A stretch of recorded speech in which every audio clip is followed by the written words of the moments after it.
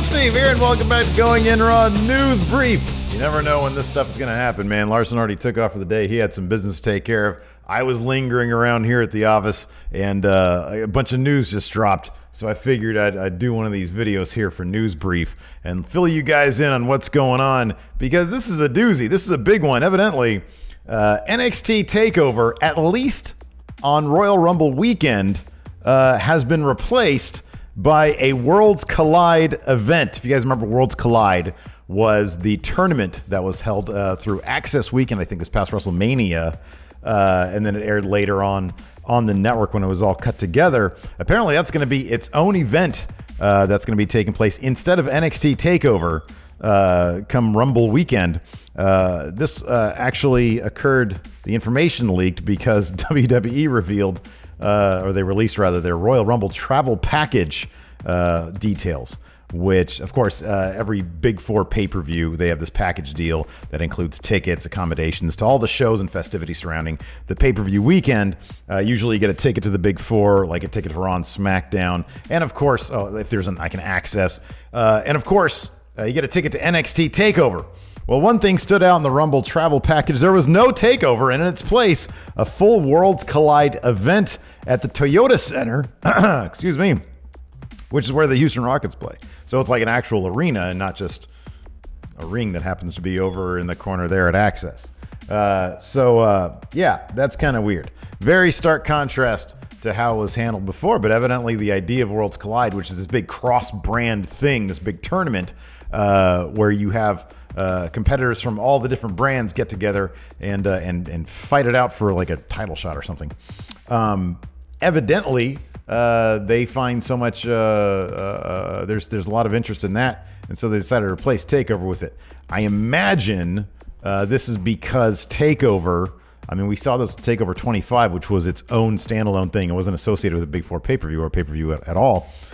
Maybe takeovers are popular enough in the WWE's eyes that they're going to start disassociating them from Big Four weekends.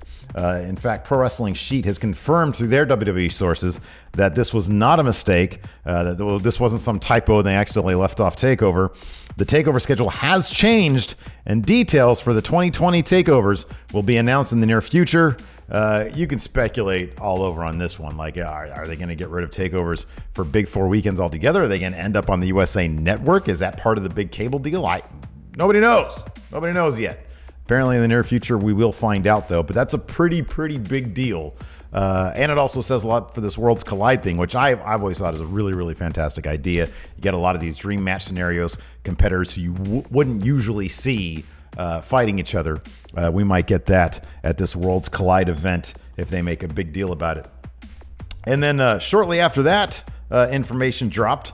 Anthem apparently bought, they're the parent company for Impact Wrestling. Apparently they bought a majority stake in AXS, the cable channel that carries New Japan and WOW, Women of Wrestling, I think, and HDNet.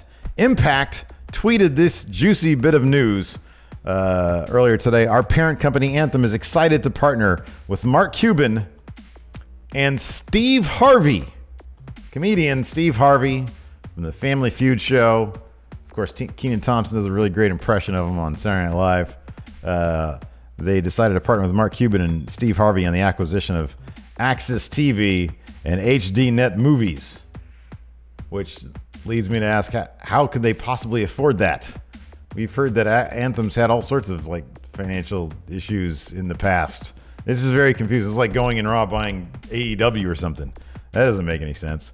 In any event, Anthem did issue a press release, and sure enough, it says here, Anthem Sports and Entertainment to partner with AXS TV founder Mark Cuban acquires a majority interest in AXS TV and HDNet Movies networks. AEG remains an active partner. Steve Harvey Global joins Anthem as an investor and strategic partner.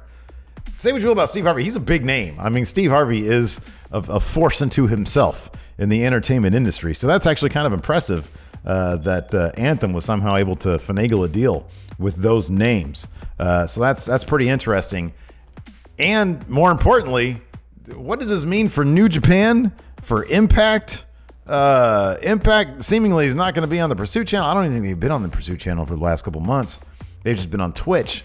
Now they potentially have HDNet and AXS to run Impact. Maybe they'll do it as like a block deal with New Japan. I don't know. I don't know what the deal is, but this is some crazy news.